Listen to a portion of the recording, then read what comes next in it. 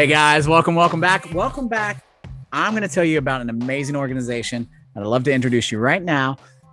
This is an incredible organization in North Texas doing amazing things for the LGBTQ community, Dallas's Resource Center. The vision of the Resource Center is to be nationally recognized leader whose services ensure physical, emotional, and social health and equality, understanding, and acceptance for the lesbian, gay, bisexual, transgender, and queer questioning and HIV communities. The center is home to a variety of organizations and serves over 62,000 people each and every year. In addition to housing and other programs offered by the Resource Center, their LGBTQ health services include treatment for chronic conditions, HIV treatment, PrEP access, STI treatment, general care, hypertension, weight loss, diabetes, flu shots and vaccinations, and more for the lesbian, gay, bisexual, transgender, and queer questioning population in North Texas. Plus, their Youth First program offers a safe after-school environment for LGBTQ students ages 12 to 18 to attend and equips them with the tools and the resources they need to live an authentic life through year-round free programming that decreases high-risk behaviors, reduces social isolation, and increases self-esteem. And the Resource Center offers LGBTQ adult programs too, including healthcare and wellness programs, housing for LGBTQ seniors, HIV/AIDS care, services, LGBTQ primary care, behavioral health services, and more.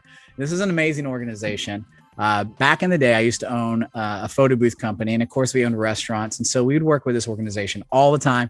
Their events are epic. They do gay bingo with drag queens. They do this event called the Toast of Life. It's always themed out to all these different events. They do some amazing work, fundraising, but what they do and what they can turn around for our LGBTQAI family and the community is incredible. So I really ask that you go check out this amazing organization. If you ever get a chance to, if you're in Dallas, go stop by. They have an incredible facility. Of course, you'll want to check in with COVID protocol before you just stop by, but it's an amazing place. You can really see what they're doing in the organization, which is incredible. So please visit myresourcecenter.org to get more information on this amazing organization, or to attend an upcoming event after COVID, or to donate. You can go to myresourcecenter.org. That's myresourcecenter.org.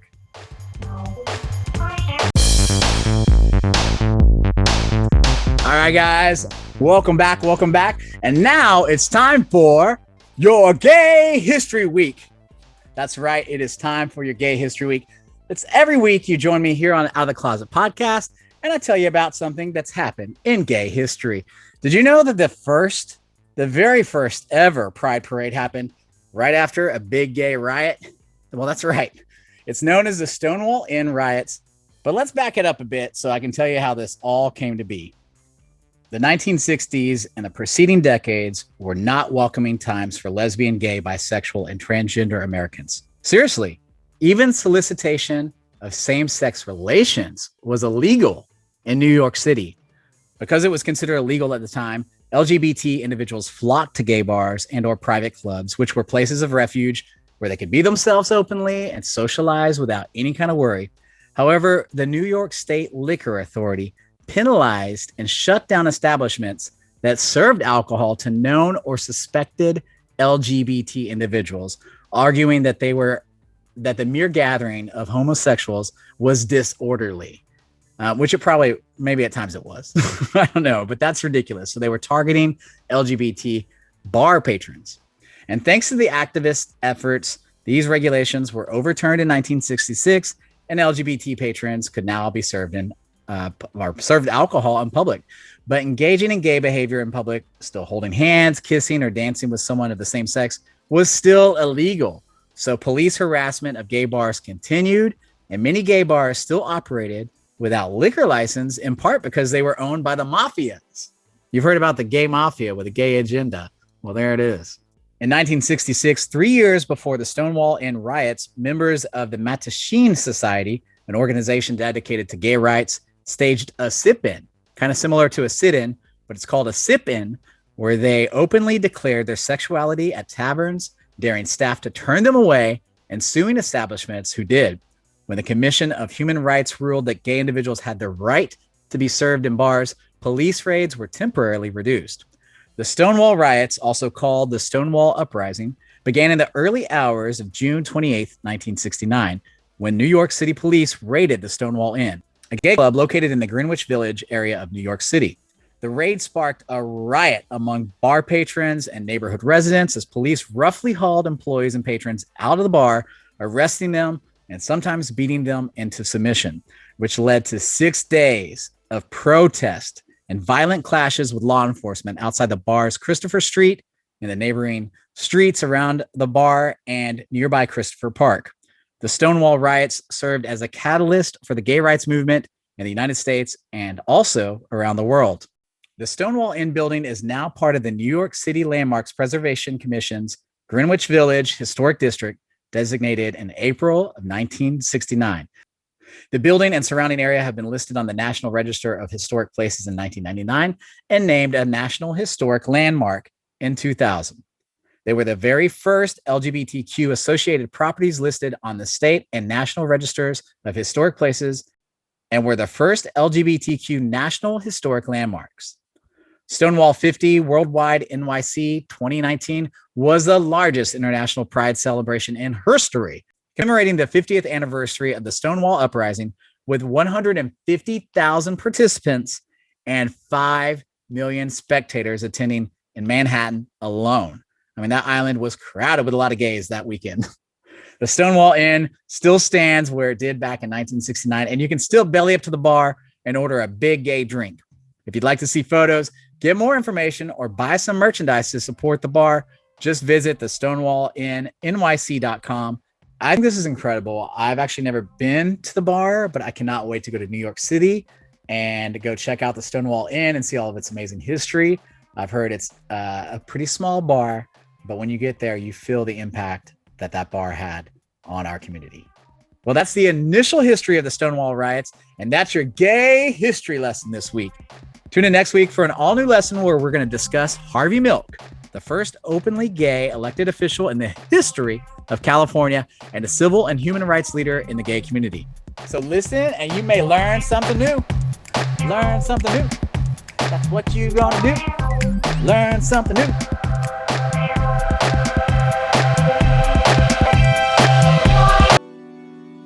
Well, guys, that is the official close to this episode of Out of the Closet Podcast/vodcast. Thank you all for listening, or if you're watching, thank you for watching. I really appreciate that. I want to thank all of my guests that joined us today.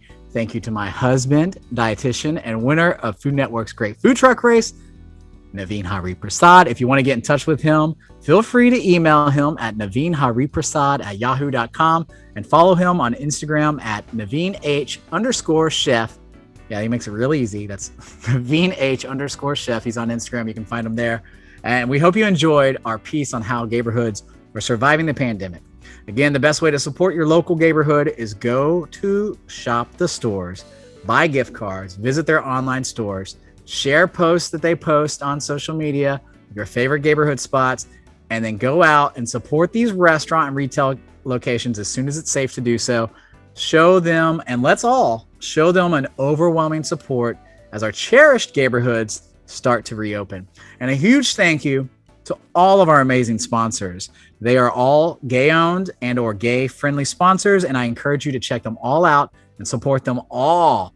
Please, for a list of our sponsors, just go to outoftheclosetpodcast.com. We have special listener discounts that are available there. That's outoftheclosetpodcast.com. And if you're interested in advertising, please visit our website. You can email me directly, actually, at andrew@outoftheclosetpodcast.com. That's andrew@outoftheclosetpodcast.com.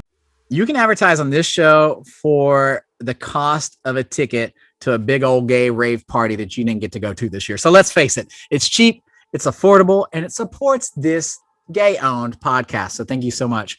For all things Out of the Closet Podcast and to see videos from today's show, log on to outoftheclosetpodcast.com, and you can subscribe to our YouTube channel by searching for the Out of the Closet Podcast with your host, me, Andrew Pettke. That's Pettke. And you can follow us and like the show on Insta, Twitter, and on Facebook. Just look for Podcast OOTC.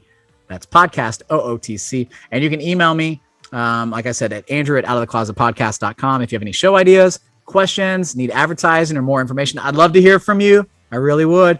And if you'd love to nominate a charity or an organization to be highlighted on this weekly podcast, just shoot me an email anytime or a message on Facebook, on Insta, on Twitter, wherever you want to. All right, now join us for next week's podcast. It's going to be amazing. Next week, we are going to be discussing our addiction to plastic, our big gay plastic problem, with environmentalist, plastic recycling expert, and founder of plasticrehab.com, Corinne Petit. Have you been recycling wrong this entire time? Plus, we'll explore gays in professional sports, a look into the closeted world of pro sports and LGBTQ athletes, and how some athletes are coming out and how those major sports organizations will be changing in the future. And we'll highlight the LGBT Center of Los Angeles and the amazing work that they do in the huge Los Angeles area community, of course. We'll have gay history, we'll have games, fabulous outfits, laughs with me, your host, Andrew Pettke. Thank you for listening to this episode Out of the Closet podcast. It's been awesome. And if you wouldn't mind, please help me spread the word about the podcast. Be safe, be proud, and always strive to be the most true version of yourself. Can I get an amen? Amen. Amen.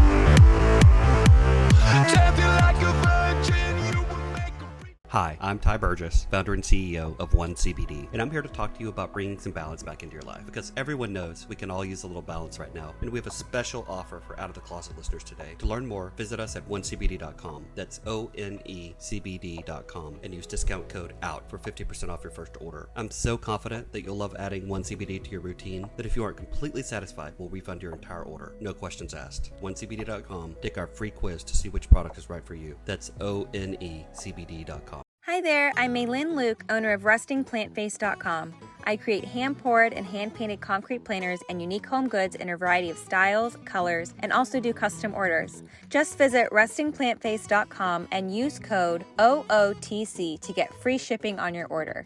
Visit me on Instagram at RustingPlantFace for plant tips and tricks. Plant parents and aspiring plant parents are welcome.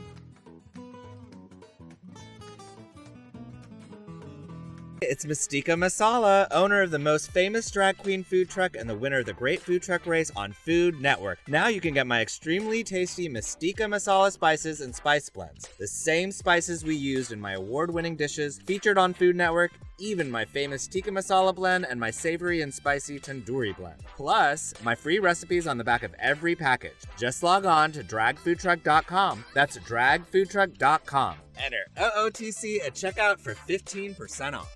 Hey, it's Andrew. Do you have a business or a service that you would like to advertise on the Out of the Closet podcast? Well, if you do, I'd love for you to become a sponsor of the show. We can get your business in front of our amazing LGBTQAI+ and ally listeners who can't wait to hear all about your company. Plus, it's really super affordable. Right now, you can be included on 4 podcasts for just $250. Want to get started? Email me at Andrew@outoftheclosetpodcast.com. Thank you.